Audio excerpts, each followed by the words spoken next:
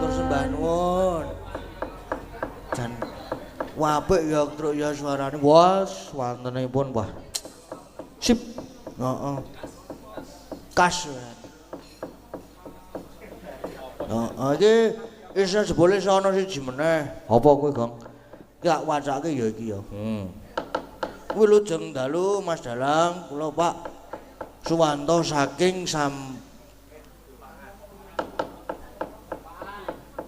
Sampangan. Kula nyuwun dandang gula Semarangan dilebetaken dendang Semarang nggih. Ingkang baku mugi-mugi dusun mriki tansah guyub rukun lan aman. Amin. Lan panjenengan mugi pinaringan lancar lan pinaringan kesehatan. Matur nuwun Mas Dalang. Nggih, siap. Wah nek dienggo penutupan kuwi nek ora sing apa jenenge? Apa? Mbok-mbokane singa singaning sinden iki Bu Prastiwi. Wis dienggo penutupane sapik banget. Heeh. Karo lenggah wae. Kurang apik apa to jane aku ki? Apa pengen berdiri? Oh, berdiri. Isih kepengen eksis po. Heeh. Kudu aku ya sing karep berdiri. Wis ora apa-apa. Ben ketok to. Ketok ya isin aku. Mosok kon ngetokke. Isin po? Isin. Mosok ah.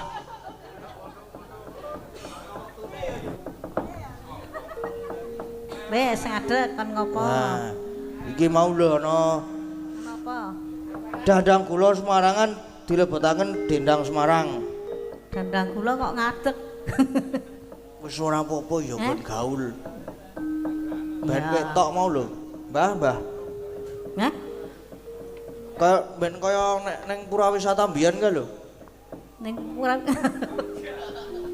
Sing ngene iki po. Heeh.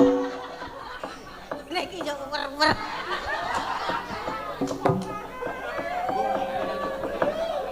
Nom-nomane jan Dek mono. Nek saiki yo bintangnya. Ha iki lho, Glo, tadi kancane. bintang tamune aseng temuti, Pak. Tak kira ngancani aku. Pipis. Oh, keluarane aseng pipis. Napa tesih duwe? Wah.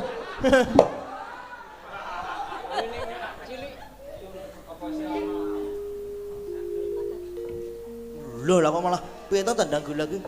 Ya tekon karang ya wis Iya, tuwa. karang ya, Heh? heeh. Kuning-kuning apane?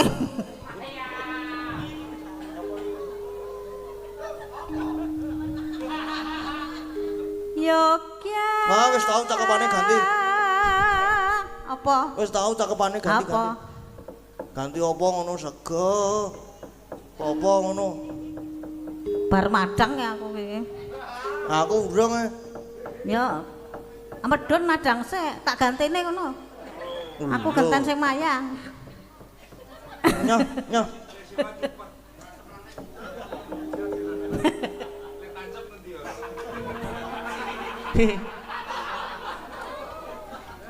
Nek kaya aku tancep malah aman ra ono sing ngegol-goli yo.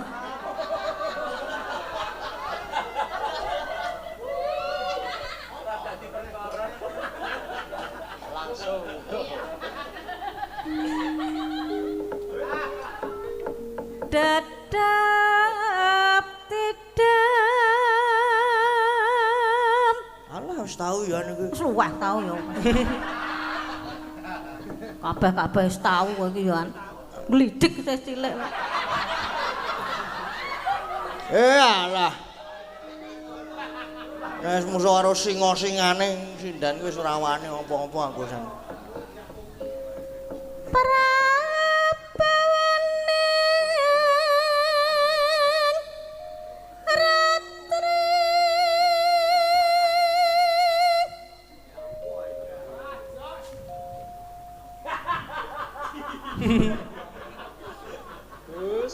Gus.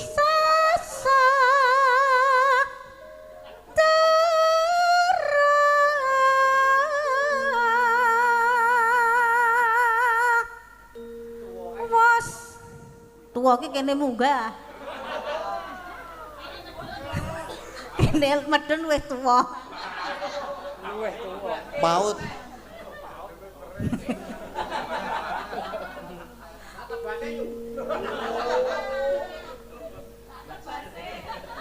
Ya ana nek wani regane. Engko ming tok yang murah. 20. Yo dumes tuwa 20 ya moh.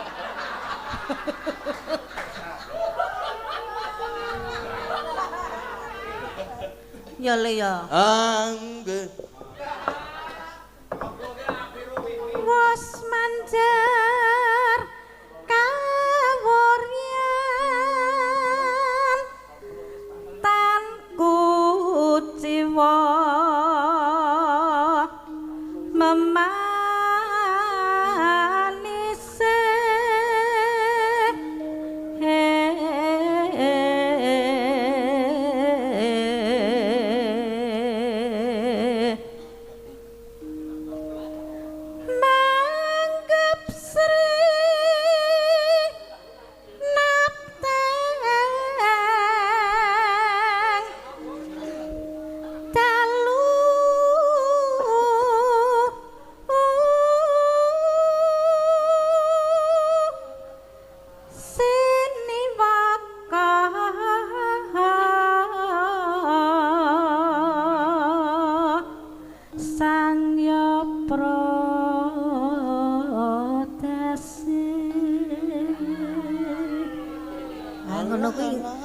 swara ngrintih.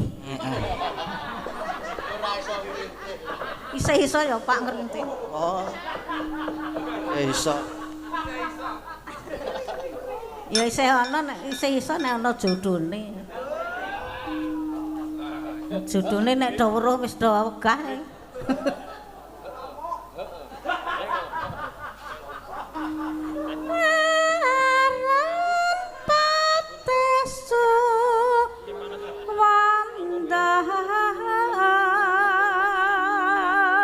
Apa Mas kok guyu? Hah? Oh iya. Ora apa-apa.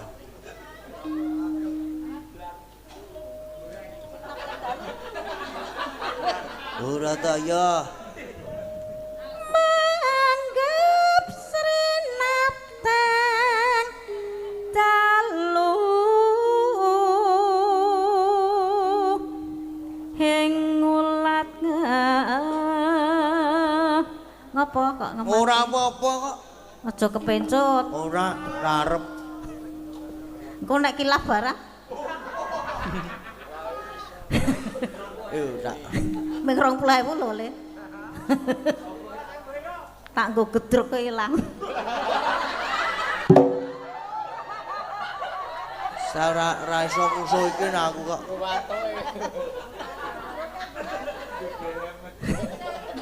Rada ekstrim. Langut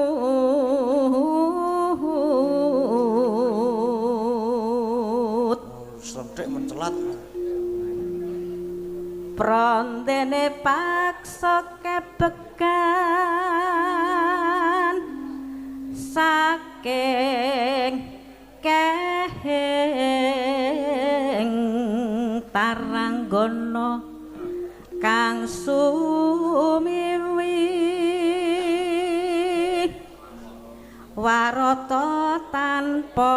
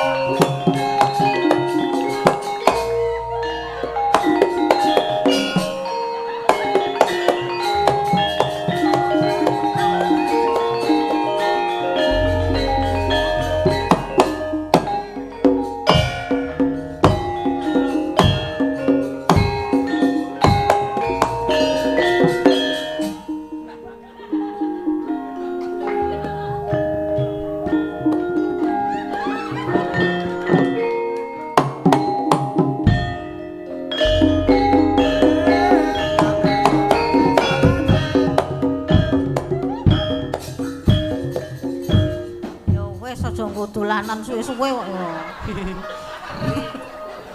Delok wae. Suwe-suwe keri ya. Alah, Maksudnya nek tok ithik-ithik ya keri aku. paijo-paijem seneng banget ki lho doan ki lho.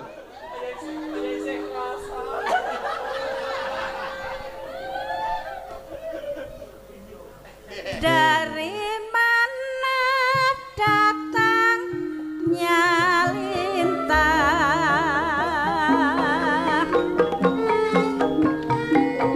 dari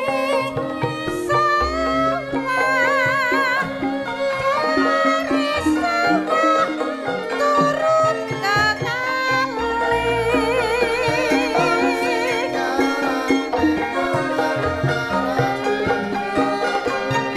dari mana datangnya cinta sayang sayang sayang sayang sayang sayang seribu kali sayang dari mata turun ke hati.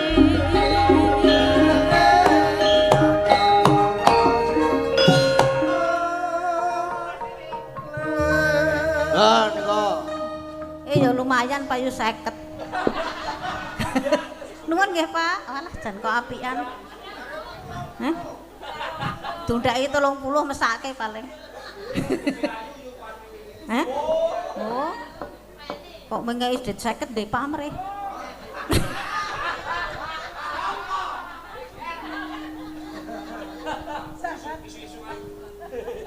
Saninten puasa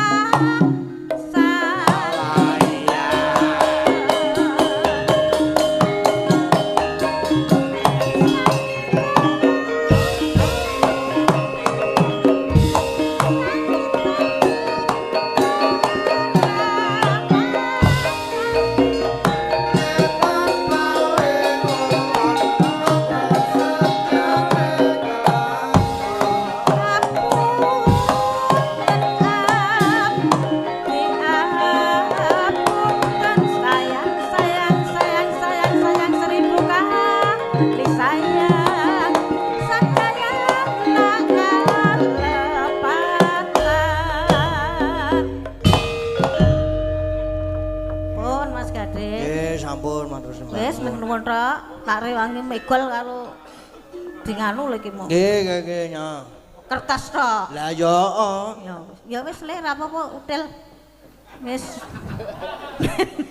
Ra apa-apa cetila wis ra apa-apa. Wis rasa dipikir ra apa-apa. Nya iki nya wader wae nya. Hah? Wader. Ya wis ra apa-apa wader. Iso nggo lawuh. Kayak ikhlas ora, Tedas ora iki lho maksude iki. tedas kok tak kremuse nganggo. Ya. Iyalah, kowe yo ngelingeki to wadere. Ha iya. Kena dienggo sarapan. Wis. Wis iki ya pamundhutane pas entek iki. Heeh. Kepiye kok ya wis biasane wae to. Ya wis dicukupke sik le. Gegojekan iki ya wis jam pira to iki? Wis 2:30. Lakone isih dawa ya. Isih dawa iki. Isih. Dhewe iki isih apa jeneng kok gajahe barang metu engko. Jaranan barang iki engko. Kok apa? Heeh.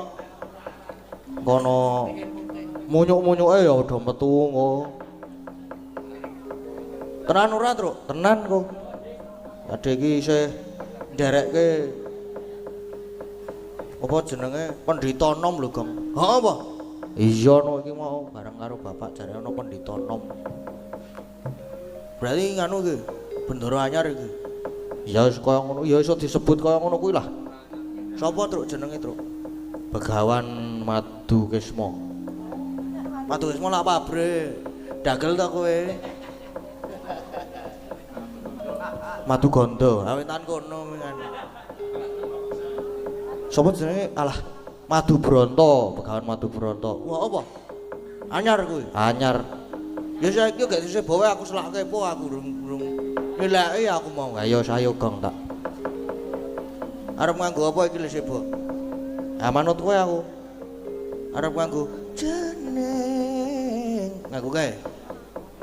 Oh iya. Jeneng ya ning nalaka nganti langit.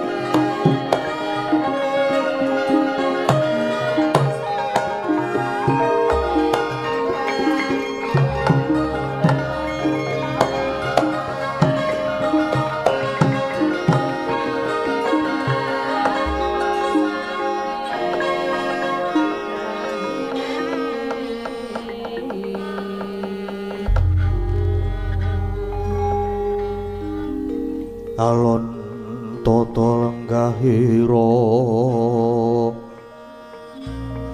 risang marata tameng tasih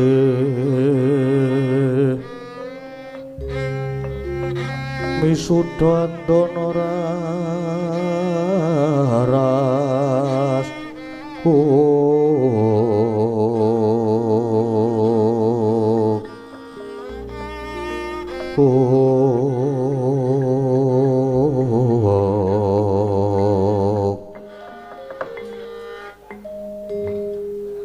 Wong ilahing bunga sing tanpa upama dening nggonku mangasrama ana pretapan ringing putih malah wis nampa siswa mara kepara wis tak rengkuh kadang taruna Yai Sumitra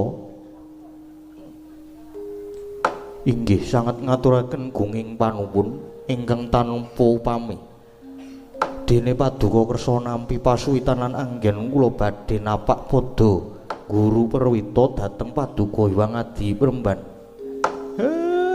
Inggih kula nggih matur nuwun dene semasa anak-anak kula wonten mriki nggih pun direngkuh dados kaluwarga. Iya Kyai Semar malah aku ingkang matur nuwun krana Kyai Semar iku bebasan pusaka bisa kandha jimat bisa ngucap pun kula nggih mung derajate ngaceplik kok Bremban Ndara Sumitra mboten nyono nggih malah wonten mriki sami wilujeng to Gus pangestune Kyai Semar slamet suwan kono pertapan Kyai Sumitra sumangga pengawak Bajra bayana wigati apa dene kraya-raya prapta ing pertapan ngringin putih bebasan teken jangkut syukur Jogja sira lakoni nilar kasatriyan mung marani wana pringga kang yekti caketing bebaya Yai Sumitra dosa ngadi Premban kekilapan menapa dateng greget os ing manah kula sedyaning manah kula sepisan badhe nglebur napak pada Sang Maha wiku keparenga ngaup subratanipun Sang Maha Muni syukur yen to kersa nglubering ngelmi ingkang damel pajaring manah dene ingkang kaping kalih kula badhe nyara widhaken dhateng murcanipun kadang kula sepuh inggih menika Kang Mas Abimanyu menika Premban keparenga paduka paring sabda tama ilahing Astunama Sidam Yai Sumitra yen bab murcane kadang muredaya Raden Abimanyu aku durung bisa paring katrangan krana iku isih kasasaban ron salomba lan bab nggonira bakal suwita marang aku iku apa ora luput ciptamu merga lamun sira mamre aji jaya kawijayan kuleting kulit atos sing balung para pandhitaning praja tak kira ya wis ora kurang ingkang padha limpat budine putus kawruhe beda karo aku Begawan Madu Branta iki mung pendhita gunung sing ngertine mung mantun gagah lan bebedak satuwana Yai Sumitra Penemban bebasan kedung jero kenging jinajakan nanging lepasing budi para sarjana sujaning budi ingkang saged anjajaki nggih namung sesamining sujana Penemban sorote pandam sumula amadangi pasareyan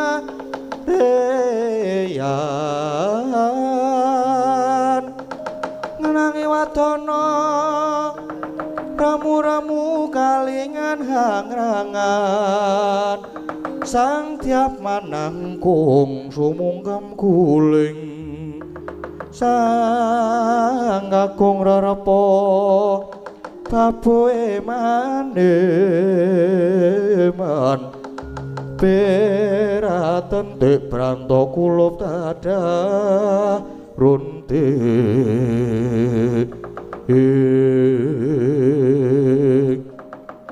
Nyai Sumitra nyoto pratitis nanging kaya durung titi wancinipun kakang medharake ngelmu marang sira Yai prayogane Yai Sumitra saiki sawetara mapan dhisik ana pungkuran Kyai Sumaranana anakmu uga mangkono sawetara padha mapan ing pungkuran merga iki sajake bakal ana lakon ingkang wigati nggih matur sembah nuwun Premban lan sendika ngestakaken dawuh Premban nggih ngestakaken dawuh Premban ayo tole iki Premban Begawan Madu Branta bakal ana wigati ayo sawetara awake dhewe padha mapan ana mburi dhisik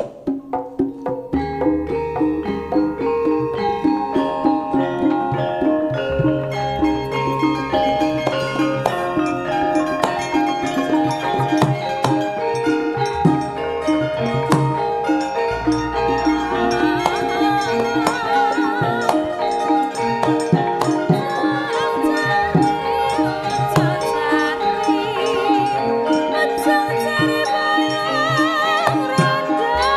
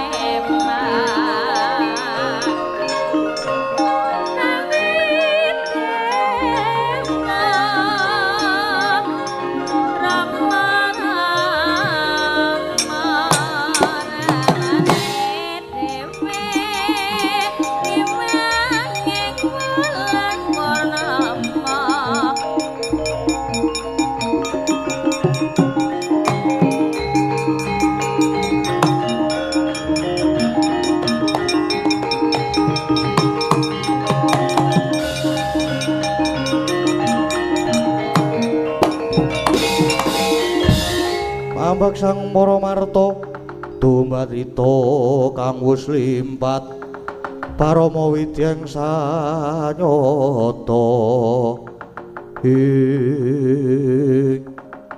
lagi wae aku nedya manjing sanggar pelanggatan pertapanku kok kerawan wujuding cahya biru maya-maya sumunar mawa Prabowo panjenengan menika sinten aja sira tambuh marang ulun krana beja-bejane titah ora kaya pendhita ingkang peparab Begawan Madubranta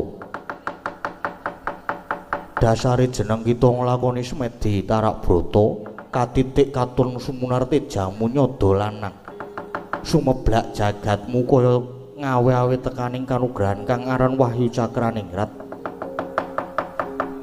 kepengin manuk mono jagatmu iki lan kepengin sasana ing singasana adi jiwa ragamu Sang Resi wangakno wiwara tamanmu ulun bakal sajiwa momong marang jiwa lan ragane pandhita ringin putih ya Begawan Madubranta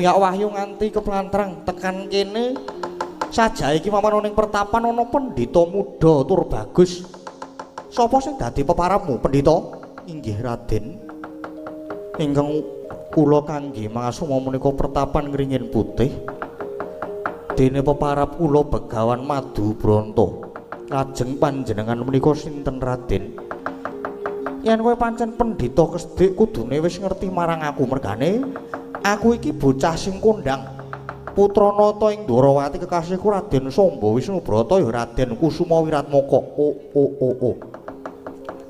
panjenengan menika Raden Samba Wisnubrata putra Ndwarawati ya Begawan Madubranta nganti keplantrang tekan kene aku nguyak beburonku ya kuwi wujuding wahyuning ratu mongko tak sawang tejamu manter genah yen wahyu saiki mampana ning Anggam ayo saiki wahyu tak jaluk duh Raden lajeng anggen kula badhe nyaosaken kados pundi krana kula mboten rumaos kecondhoan wahyu kakehan wuwus ora gelem nglungke wahyu apa kudu tak rada parepeksa kowe Madubranta duh Raden kula mboten badhe ngajab pasulayan nanging kowe iki pendhita isih nom ayo nyata perwira golek papan sing jembar tak todhi sing dadi kadigdayanmu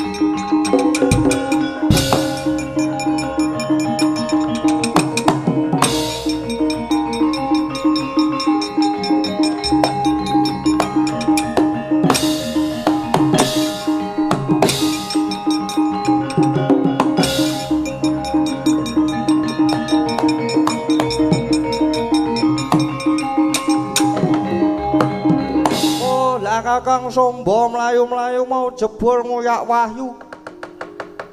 Jebul nguyak wahyu sing mapan ana ing pertapan kono tak paranane.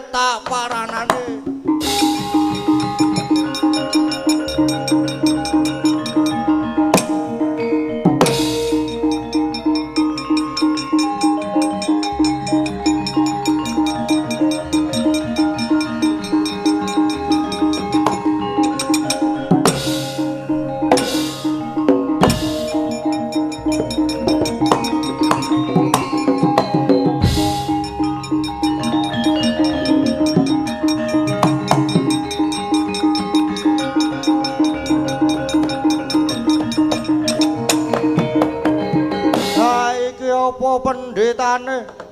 Kowe sapa?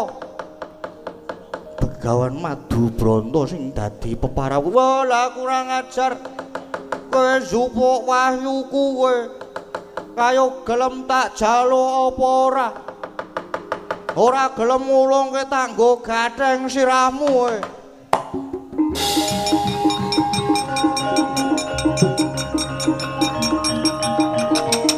Waduh.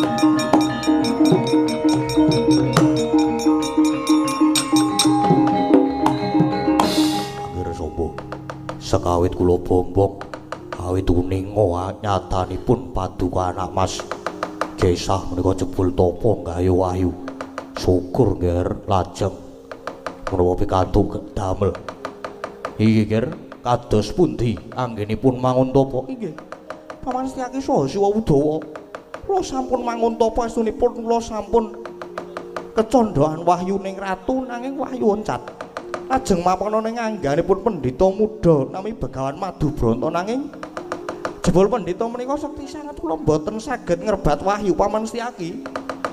Kula nyuwun pengayoman Paman. Aduh nggih. Prayogi monggo kundur kemawon. Lelampar menika dipun aturaken wonten ngersanipun Ingkang Rama inggih Koko Prabu Kresna.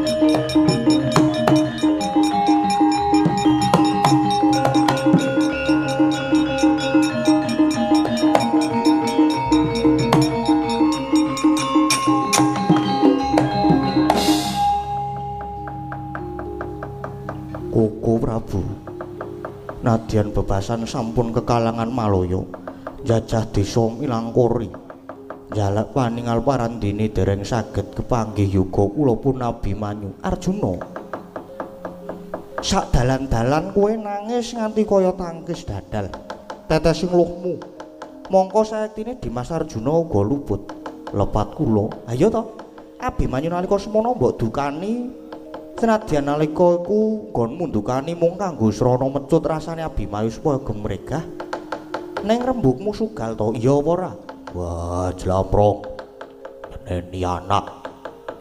nyengeni anak bocah kuwi kena nanging aja nganti kesenggol rasane kaya Abimanyu kuwi mbok menawa mutung merga lehmu ngandhani karo nyengeni bareng lunga terus ketun inggih kula rumaos getun Koko Prabu mbok inggih kagunganipun kaca paesan menika dipun pirsani wonten pundi donganipun anak kula Angka Wijaya aku ya wis kaca paesan nanging sing ana mung peteng ayo iki sing jenenge kaca pengilon ki ya terkadang sok buwet merga iki ya wis suwe banget ora tak lap mbok ampun gegojekan to Koko Prabu Wong kula menika nembe susah saestu lho. Tegese iki kaca paesan kuwi ya sok kemendungan. Karone yen kaca paesan bisa nuduhake mengko ndak ora padha mbudidaya. Nah Nyai percaya wae, Abimanyu kae bocah sing kulina prihatin. Dadi umpama lunga mestine lungane ngudi ngelmu lan gayuh kanugrahan. Wis to, titerono wae.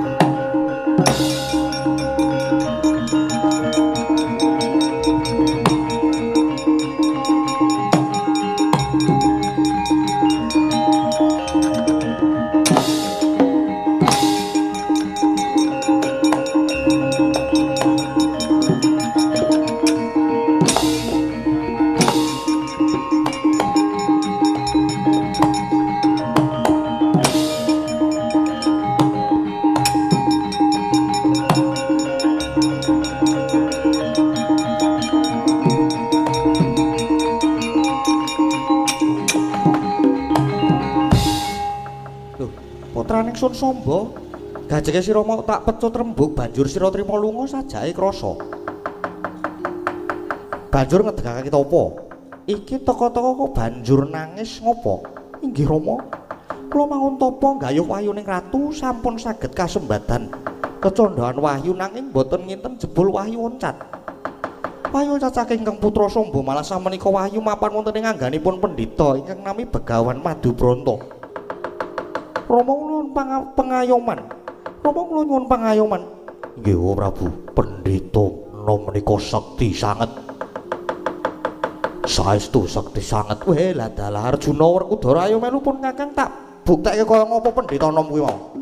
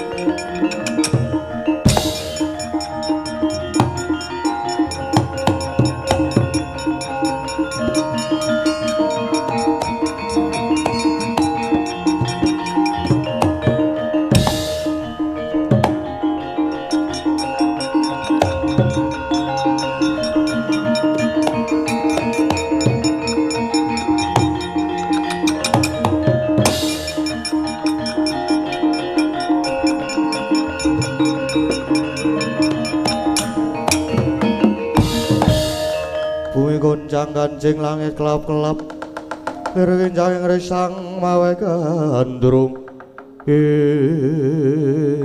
Mapane ana ringin putih Yan ngono sliramu ingkang peparab Begawan Madubronto Inggih kasinggihan Paduka menika nalindra ya ingsun Prabu Kresna Nata Dwarawati Kyai ringin putih kowe ingkang ngrebut wahyu cakraning receka anakku Samba ya duh sinuwun Sang Sutya Ningrat kula menika mboten ngrebat nanging wahyu menika mapan kedah nindingi dhateng gesangipun titah Mbok menawi wahyu kala wau sampun saged nyumurupi dhateng gesang kula ingkang tansah kula udhahaken dhateng margining kautaman.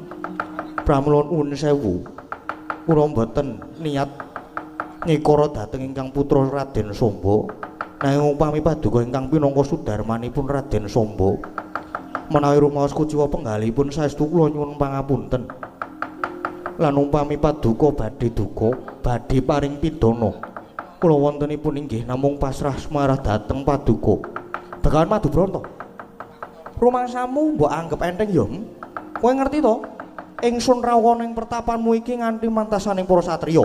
Ya kuwi Yai Sira lan Yai Arjuna. Monggo yen nganti adhiku Werkudara nesu yen mung bakal ngrusak pertapanmu iki ora nganggo suwe. Nanging sumurpa, apa dikira Kresna bakal mentala karo kowe? Apa dikira aku bakal tega mateni karo kowe? Merga yen nganti aku tegel marang kowe bakal sinurak ing jagat. Ing atas nata Ndwarawati iki jajaring wong tuwa kok bakal mentala marang jajaring anak lanang. Mongko kowe kuwi jane didama-dama digekudang dening para pepundhen. Digadang-gadang dening para kawula supaya bisa dadi satriya bebeteng ing jagat. Nanging kowe lunga wae kok dadak amping-amping etok-etok madeg pendhita ana ing ringin putih. Ayo, coba wangsulana. Kowe kok lunga wae dadak amping-amping dadi pendhita ing pertapan ringin putih kene. Lan dadak nganggo jeneng Begawan Madubranta. Ayo, gage wangsulana, anakku Abimanyu.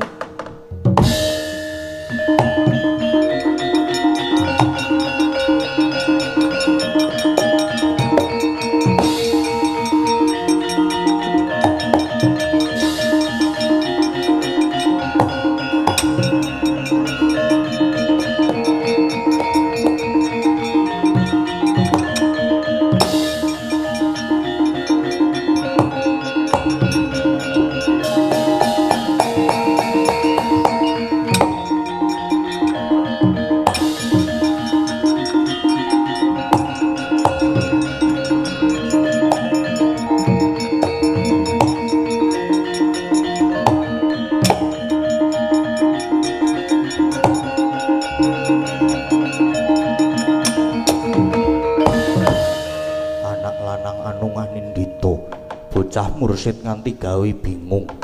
Lunga jebul topo nggayuh kanugrahan wahyu. Apa wis kasembadan ngger Abimanyu inggih.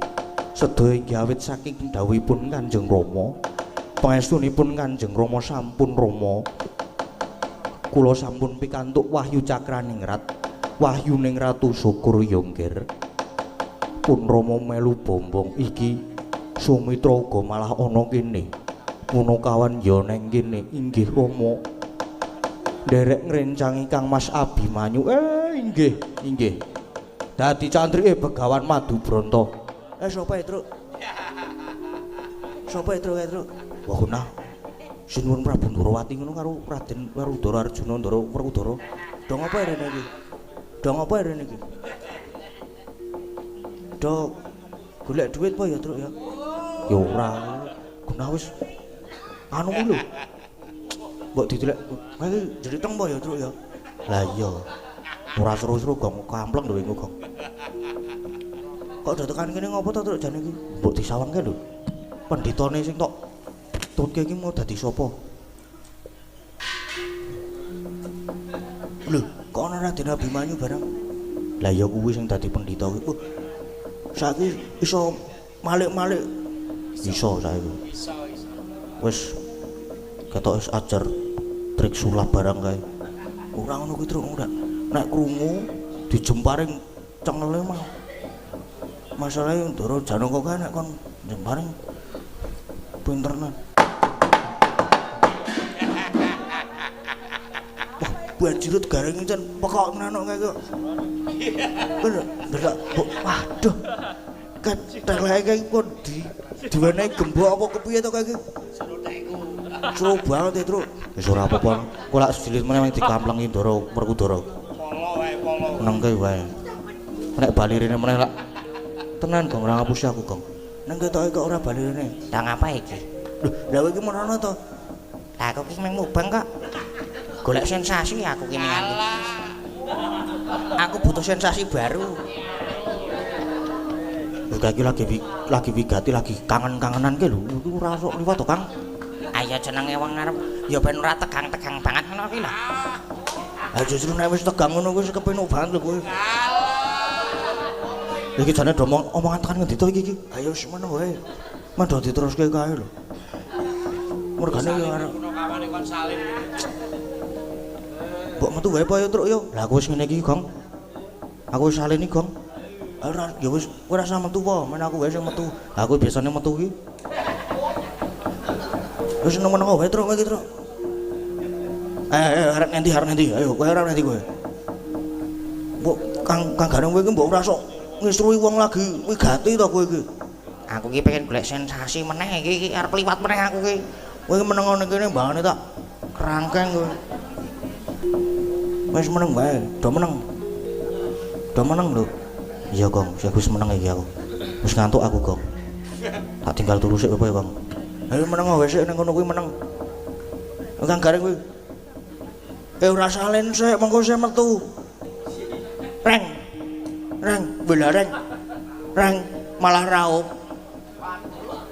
Reng. Apa ya iki? Kok iki sik metu rasa salin sik. Akan kowe sing metu kok. Alah nanggung kowe kok karis dilit lho. Karis dilit iki lakone iki. Meneng kok kuwi kon sida kon meneng apa ora iki? Ya tak meneng aku. Syukur yen ngono. Syukur jare terus. Kowe iki meneng. Kowe iki meneng to, Gong? Tak jahit lambemu lumayan kowe. Syukur yen ngono tegese anak Janaka padha gedhe prihatine. Koko Prabu. Piye Mas Janaka?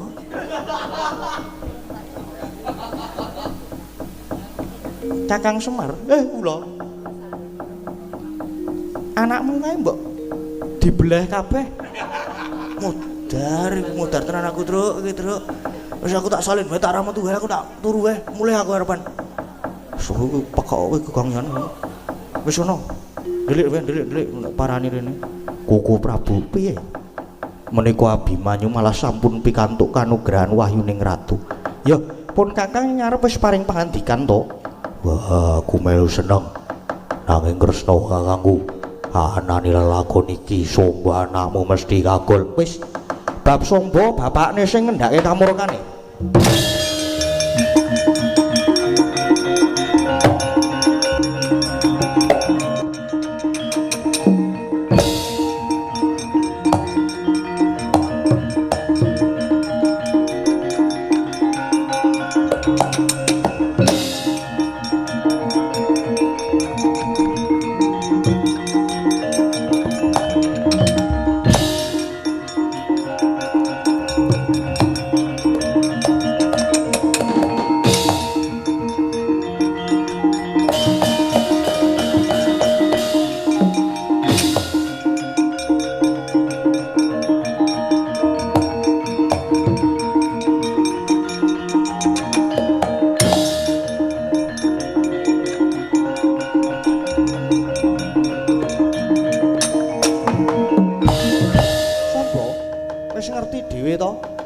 Yen sing mimba dadi Begawan Madubranta kae adimu Abimanyu inggih.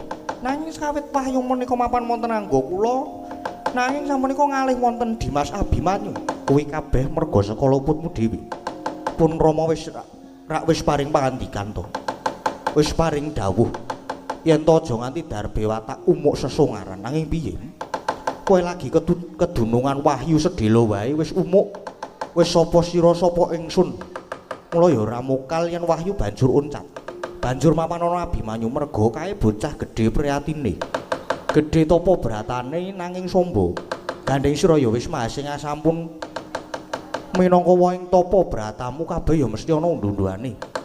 Nadyan putraku Samba ora bisa kedunungan wahyu ning ratu, nanging besok Samba uga bakal kadunungan wahyu ning patih.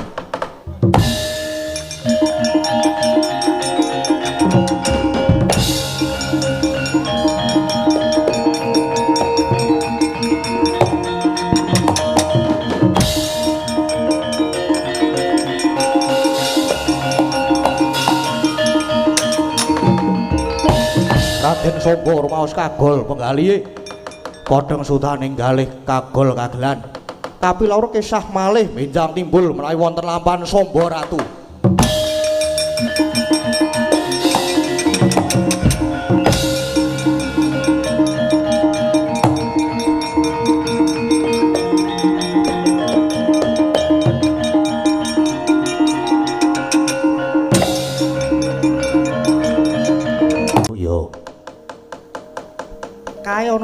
ngantak prajurite para Kurawa kae padha ora nrimake yen Wahyu sing entuk ya kuwi anakku Abimanyu undurna ya Werkudara ya.